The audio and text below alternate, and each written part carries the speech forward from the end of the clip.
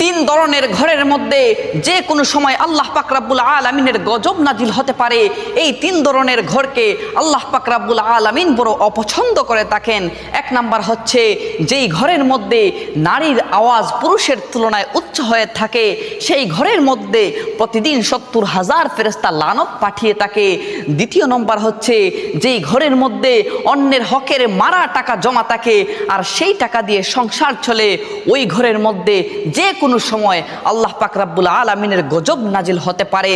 আর তিন নম্বর হচ্ছে হযরত জিবরাইল আলাইহিস সালাম বলেন, যেই ঘরের মানুষরা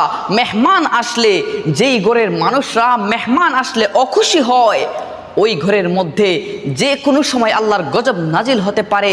যদিও নামাজ পড়া হয় ওই ঘরের মধ্যে, ফেরেশতারা সওয়াব লেখেন না, নামাজের সওয়াব লেখেন না। নাউজুবিল্লাহ। আল্লাহ পাক রব্বুল আলামিন এই তিন ধরনের বৈশিষ্ট্য থেকে আমাদেরকে যেন